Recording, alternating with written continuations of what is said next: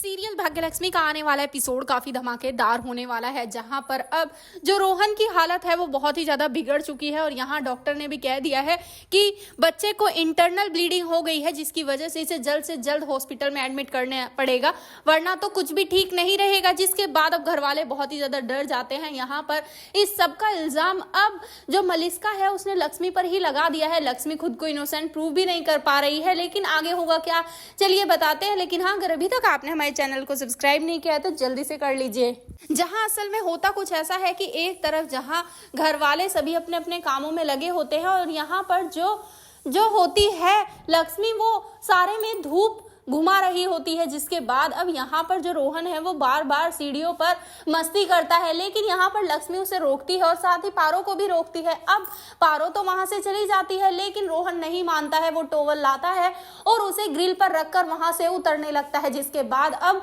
उसका बैलेंस बिगड़ जाता है और तभी वो जाकर सीधा गिरता है नीचे, जिसके बाद उसके सर में काफी खून निकलने लगता है। यहाँ पर जो लक्ष्मी होती है वो भी चिल्लाते हुए रोहन के पास दौड़ती है और मलिस्का भी। और तभी मलिस्का पानी लेने के लिए किचन में जाती है। तभी वो देखती है कि गैस पर ना कुछ जल गया है। जिसके बाद अब वो एक कपड़े में उस काली काली कलोस को लगाकर ले आती है और साथ ही यहाँ रोहन के कपड़ों पर लगा देती है। जिसके बाद सबको लगे कि इसके कपड़ों पर राख लगी हुई है और जैसे ही राख को मिटाने की कोशिश की गई, जिसके बाद वो काला काला पड़ गया। यहाँ पर अब परिवार वाले वो पहले तो इस बात को नोटिस नहीं करते हैं, क्योंकि यहाँ पर सभी सिर्फ यही देख रहे होते हैं कि रोहन को होश ही नहीं आ रहा होता है। इतने सब के बाद भी रोहन वो बेहोश ही पड़ा हुआ है। लेकिन यहाँ पर अब मलिस्का वो जोर जोर से चिल्लाने लगती है कि लक्ष्मी, ये सब तुम्हारी वजह से, तुमने किया है ना, मेरे बेटे को जान से मारने की कोशिश कर रही थी ना तुम।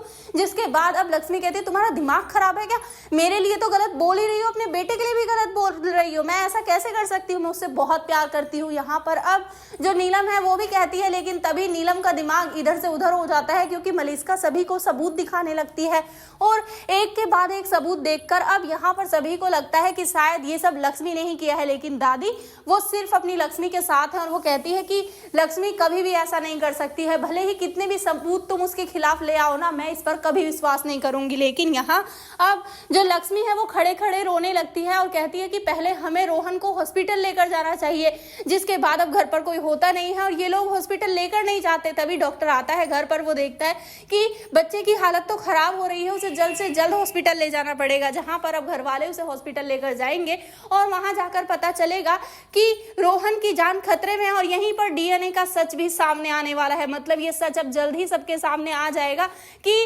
रोहन किसी और का नहीं बल्कि ऋषि और लक्ष्मी का ही बेटा है। तो भैया आप हैं कितने एक्साइटेड इस ट्विस्ट के लिए, हमें कमेंट बॉक्स में बताएं। ऐसी खबरों से जुड़े रहने के लिए हमारे चैनल को भी सब्सक्राइब कर लें।